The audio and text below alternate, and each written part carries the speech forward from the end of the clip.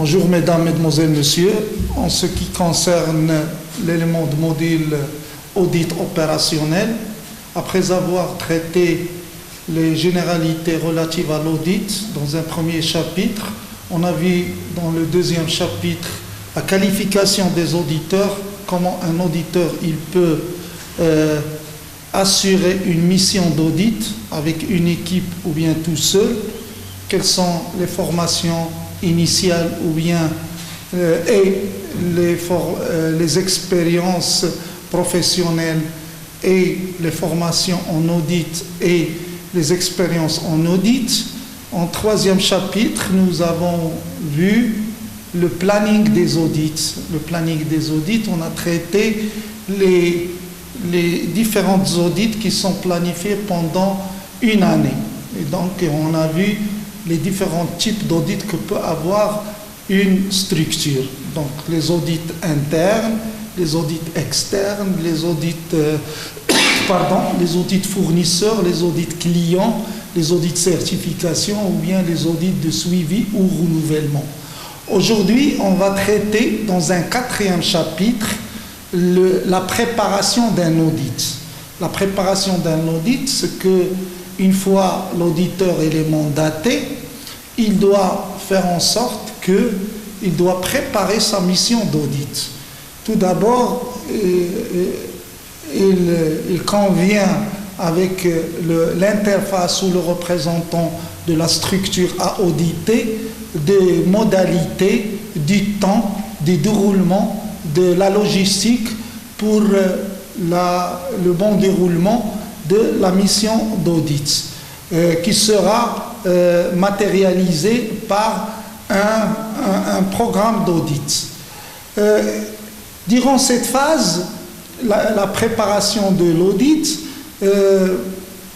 on peut, dans des cas par exemple, réaliser des audits à distance. Qu'est-ce que ça veut dire? C'est la documentation qui est envoyée à l'auditeur et l'auditeur il va examiner le contenu du secteur à auditer. Donc là, c'est un audit à distance. Il consiste à se prononcer sur la traduction du référentiel en matière du système de la structure. Qu'est-ce que ça veut dire? Je peux avoir comme référentiel une norme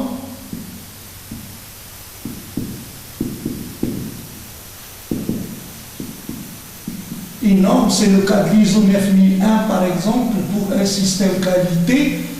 On peut avoir un cahier de charge en tant que référentiel sur lesquels on va se prononcer par rapport au respect des exigences. On peut se référer à une procédure lorsqu'il s'agit par exemple d'une seule fonction qui est auditée. C'est le cas par exemple de l'audit fournisseur et la procédure achat et approvisionnement. Comme on peut par exemple le cas d'un audit légal, par exemple d'une loi ou bien un texte de loi de référence, ainsi de suite. Ça c'est le référentiel. Donc c'est un document qui est externe pour l'entreprise et on va se prononcer sur le système de la structure en question. C'est-à-dire comment on a traduit le référentiel au niveau de la structure.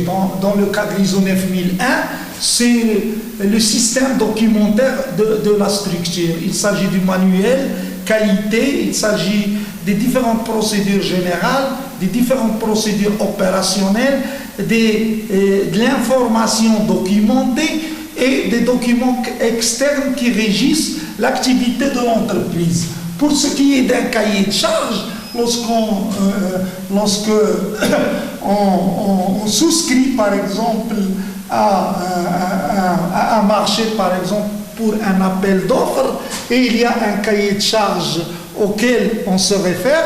Dans ce cas-là, ce qu'on a traduit au niveau de la structure qui est relative au cahier de charges. Pour répondre au cahier de charges, c'est ce document qui sera examiné. Pour ce qui est de la procédure, par exemple, procédure client, le cas où une entreprise il travaille pour un équipementier automobile, par exemple, lorsqu'il s'agit de business to business, je donne un exemple, un fournisseur de moteurs pour une marque de voiture. Donc ils vont exiger à ce que le moteur en question il respecte des spécifications bien déterminées. Ou bien un autre équipementier automobile comme le fournisseur par exemple de l'embrayage, boîte à vitesse, ainsi de suite. Une loi, c'est le cas par exemple, je vais me prononcer sur la conformité d'une structure par rapport à la loi 1095 relative à l'eau. Donc le document externe et comment il sera traduit au niveau de l'entreprise. Donc jusqu'à ici, c'est la documentation qui est examinée. Et on va faire en sorte que dans ce cas-là, par exemple, il y a trois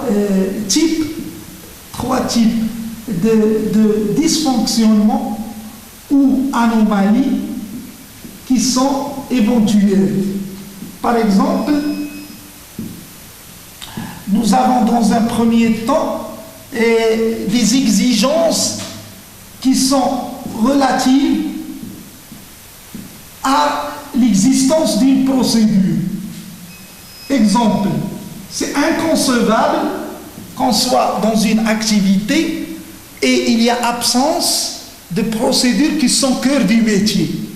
Je donne l'exemple, une banque qui octroie des crédits ou bien des dépôts, donc il doit avoir pour cette activité une description de l'octroi des crédits, du dépôt, comment il se fait, les activités front office, la relation avec les clientèles, les activités back office qui se font en dehors de l'agence ou qui sont à l'intérieur, qui ne sont pas apparents au niveau de l'interface avec les clients. Donc là, ce sont des exigences de procédure.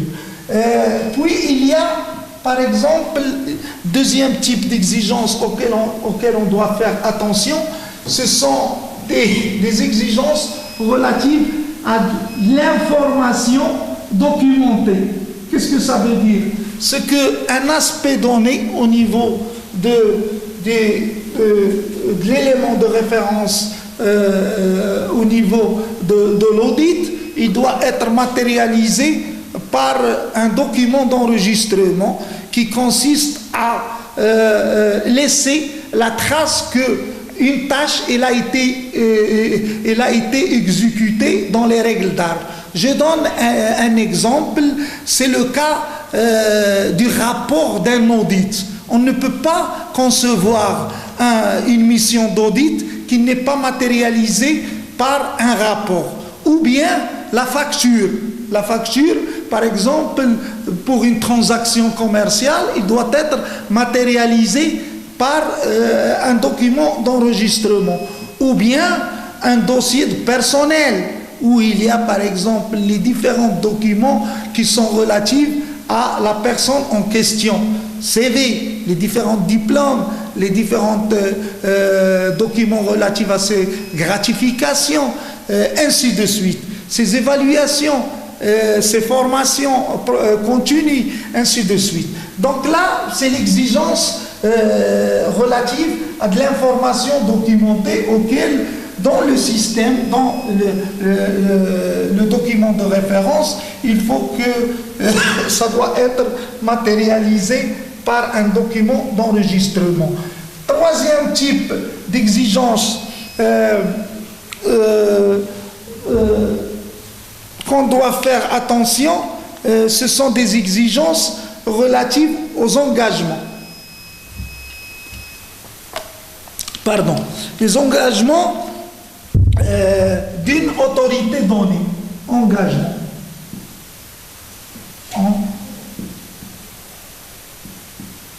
Je donne un exemple. La politique qualité doit être signée par la plus haute autorité. Donc c'est un engagement de la plus haute autorité qui signe le document relatif à la politique qualité qui comporte à la fois les valeurs et les principes que la structure il veut véhiculer, les objectifs globaux que l'entreprise il veut atteindre et les ressources qui sont déployées pour décliner et mobiliser le pilotage qu'il conçoit. Donc ça, c'est l'engagement. Aussi, un autre exemple, c'est que la validation d'une production. Validation d'une production, c'est-à-dire les différentes phases de transformation d'un produit ou bien préparation d'un service, il y a des niveaux de validation, c'est-à-dire des personnes compétentes et qui ont de l'autorité qui doivent valider la conformité à un stade bien déterminé. L'autocontrôle, le contrôle final du produit fini, ainsi de suite.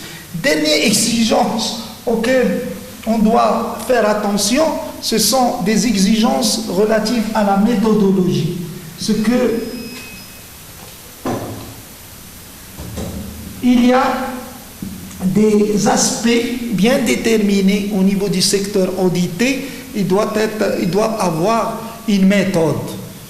Par exemple, la sélection de l'évaluation des fournisseurs doit se baser sur une méthodologie objective.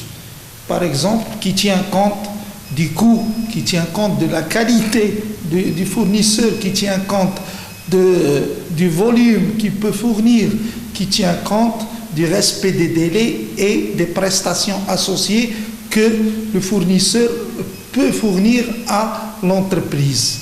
Donc là, on ne peut pas choisir A et exclure le fournisseur B ou bien C, mais on doit justifier pourquoi on a opté pour tel ou tel fournisseur en se basant sur une méthodologie objective. La même chose au niveau, un autre exemple, l'ingénierie de formation. Pardon. L'ingénierie de formation, c'est que comment on va faire en sorte que un thème de formation doit être programmé. C'est qu'il doit y avoir un certain rapprochement entre le profil de la personne qui exerce une tâche et des tâches ou une fonction et ce que peut demander la fonction en compétence. Donc, un responsable maintenance, par exemple, il a les compétences requises en matière de maintenance corrective et maintenance préventive. Il se peut qu'il n'a pas de notions et il a besoin de formation au niveau de la maintenance prédictive. Et donc là, on va faire en sorte, grâce à une méthodologie de rapprochement du profil avec ce que demande la fonction en question, on doit programmer le thème de la maintenance prédictive. Donc là, c'est au niveau de l'audit documentaire ou bien l'audit à distance qu'on va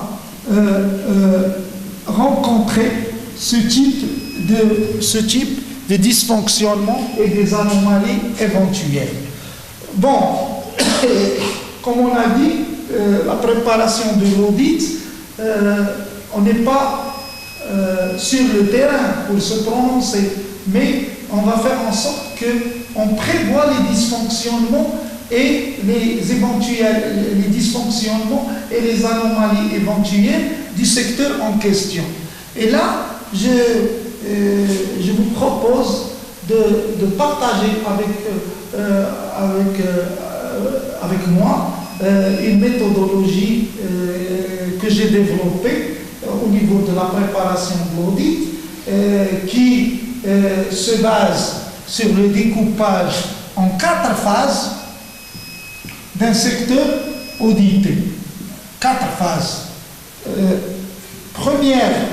La première phase, c'est le découpage du secteur à auditer. Le découpage du secteur à auditer, une fois je suis mandaté, je vais faire en sorte que je vais découper le secteur à auditer, par exemple, en 4 éléments,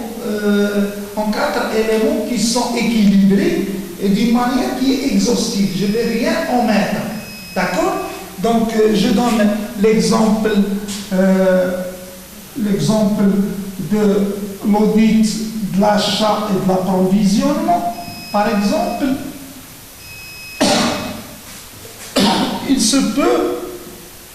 je peux, par exemple, dans un premier temps, parler de la demande d'achat. Puis, le choix du fournisseur. Donc, en tant qu'élément du découpage du processus. Puis,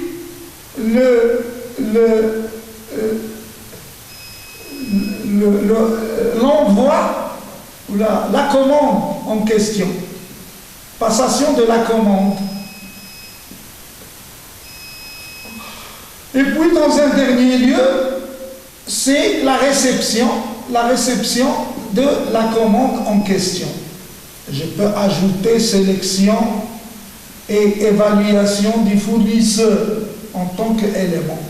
Vous voyez, par exemple, j'ai 2 heures en tant que temps alloué pour cette fonction.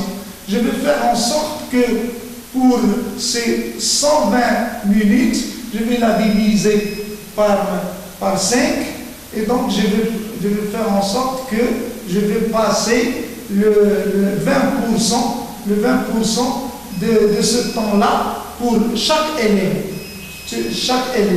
Donc, demande d'achat, je vais passer le 1/5 du temps, le choix du fournisseur de 1/5, l'envoi de la commande de 1/5, la réception de 1/5 et la sélection du fournisseur, ainsi de suite. Donc, une fois j'ai découpé d'une manière exhaustive et équilibrée du secteur à auditer, la deuxième phase, il consiste à se prononcer, c'est identifier des risques éventuels qui sont relatifs à l'élément en question. Qu'est-ce que ça veut dire? Chaque élément par élément, je vais faire en sorte que je vais anticiper les risques qui sont éventuels. Et là, par exemple, je peux utiliser le fameux diagramme d'Ishikawa, ou bien cause et effet, ou bien diagramme des arrêts de poisson, et où je vais faire en sorte qu'il y a des différents types des causes, des dysfonctionnements qui sont éventuels, en les classant selon les systèmes. Donc, dans un premier temps moyen, il peut y avoir des dysfonctionnements relatifs au moyen. Dans un deuxième temps, des dysfonctionnements relatifs à la main-d'œuvre. Troisième type de dysfonctionnements éventuels relatifs aux méthodes. Quatrième type de dysfonctionnements qui sont relatifs à la matière. Cinquième type de dysfonctionnement et des anomalies, c'est relatif au milieu. Vous voyez qu'ils commencent tous par M. Et en dernier lieu, le sixième qui vient d'être, on l'a ajouté, ils étaient que 5M. Actuellement, on parle de 6M, c'est le management. Donc, nous avons différents dysfonctionnements et anomalies selon les 6M. Ils peuvent avoir des dysfonctionnements qui sont relatifs à chaque niveau de découpage que nous avons vu. Par exemple, les moyens inexistants qui ne sont pas ou bien ne sont pas disponibles, inadéquats, en panne.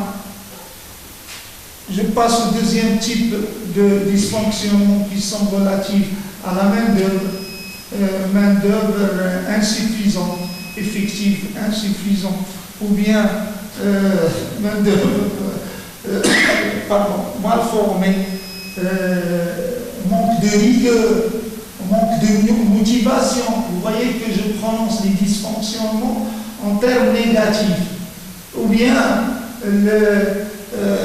la main-d'œuvre, elle a besoin de se former. Puis nous avons le troisième type de dysfonctionnement éventuel, c'est les anomalies et les dysfonctionnements relatifs aux méthodes. Il se peut que la méthode n'existe pas, ou bien elle est mal comprise, ou bien elle est inadéquate, ou bien elle n'est pas disponible, ou bien elle est mal comprise, ou bien elle est non respectée. Puis, quatrième type de dysfonctionnement anomalie éventuelle, ce sont les dysfonctionnements et anomalies relatives à la matière. Qu'est-ce que ça veut dire? La matière n'est pas disponible, la matière ne respecte pas les spécifications, la matière elle a été altérée. Quatrième type de dysfonctionnement anomalie, c'est le milieu du travail, l'ergonomie au poste du travail, mauvaise gestion du flux, mauvaise ergonomie, pollution sonore, accident de travail, maladie professionnelle, ainsi de suite. Et puis, sixième et dernier type de dysfonctionnement anomalie, ceux qui sont relatifs au management. Lorsqu'on parle de management, on peut les schématiser à deux niveaux. C'est le pilotage et la mobilisation. Le pilotage, quels sont les objectifs, par exemple, qui sont fixés, quelle stratégie suivie, quel engagement. Et puis, la mobilisation, comment on va faire en sorte que les ressources doivent être déployées pour atteindre ces objectifs. C'est le budget alloué, les ressources humaines affectés, les moyens matériels investis, ainsi de suite. Donc revenons aux quatre éléments de notre découpage. On peut, au niveau des 6 risques éventuels, citer des exemples. Demande d'achat par rapport aux moyens. Est-ce que l'entreprise dispose d'un moyen pour matérialiser la demande d'achat? D'accord? Il se peut qu'il y ait un système intranet et il se peut qu'il y ait ainsi matérialisation manuscrite sur un papier et quels sont les risques qui sont éventuels. Prenons l'exemple du choix du fournisseur par rapport à la main-d'œuvre. Par exemple, le responsable achat ne respecte pas le contenu des procédures pour le choix des fournisseurs. Ça, c'est un dysfonctionnement. Méthode et envoi de commande. Il n'existe pas une méthode qui est relative à l'envoi de commande, c'est-à-dire un document renseigné avec un contenu bien spécifié. Nous avons un système, par exemple, environnement et santé et sécurité, comment on va faire en sorte que par exemple, les fiches de données de sécurité doivent être une nouvelle version doit être mentionné pour le fournisseur qu'il doit le fournir avec le produit en question. La réception et la matière, donc une matière qui n'est pas conforme, qui n'a pas répondu aux références que nous avons passées au niveau de la commande, une matière qui est altérée, ainsi de suite. Sélection, évaluation du fournisseur et le milieu. Ça peut être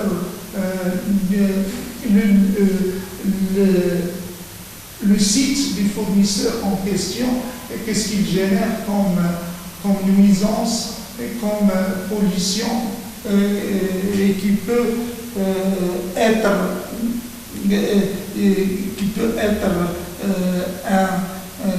une source de mauvais voisinage pour des parties prenantes, les riverains par exemple. Le management, par exemple, on peut, lorsqu'on parle d'achat et approvisionnement, ce sont les objectifs du processus achat et approvisionnement qui ne sont pas fixés. Nous n'avons pas, par exemple, des indicateurs de suivi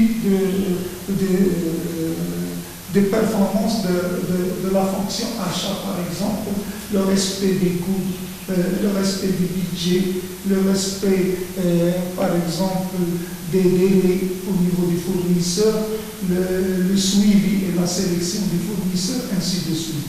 Le niveau de la mobilisation au niveau du management, c'est que l'inexistence d'un budget alloué, par exemple, pour l'approvisionnement et achat. Donc ça, c'est la deuxième étape. On passe à la troisième étape.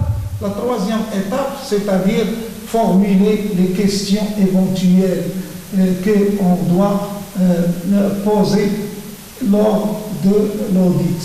Et donc là, il faut que je me prépare à la question en tant qu'auditeur que je dois poser à l'audité. Et là, il y a des questions qui sont directes, comme il y a des questions qui sont fermées. Selon l'élément qu'on est en train de traiter, selon les risques éventuels qu'on est en train d'investiguer pour trouver les éléments de preuve, ainsi de suite. Donc, question ouverte, par exemple, est-ce que vous pouvez me présenter comment ça se déroule, le processus achat et approvisionnement? Une question fermée, est-ce que je peux avoir la facture d'achat de tel fournisseur relative à telle référence du jour J du mois M et de l'année 1. D'accord? Donc ça, c'était les questions fermées, les questions ouvertes, selon le temps, selon le temps qui nous reste, selon ce qu'on est en train de chercher. Et quatrième et dernier élément au niveau de la préparation de l'audit, c'est l'élément de preuve. L'élément de preuve, c'est l'élément sur la base duquel je vais trancher, prendre la décision en ce qui concerne mon investigation, et c'est le fait générateur de la classification de l'observation. Est-ce que c'est rien à signaler, on est conforme par rapport aux exigences, ou bien une simple observation, le cas d'un écart, simple écart mineur, ou s'agit-il d'un écart majeur? Donc là, par exemple, les éléments de preuve, je vais me baser sur ce que je vais voir physiquement, je vais me baser sur le rapprochement des éléments, des documents d'enregistrement, de l'information documentée, les éléments de preuve, par exemple, des réponses orales que je peux avoir des audités. Par exemple, la compréhension d'une politique qualité. Il faut que l'audité réponde au contenu de contenu de la politique qualité, qu'est-ce qu'il comporte comme élément. Donc ça, ce sont les éléments de preuve en question.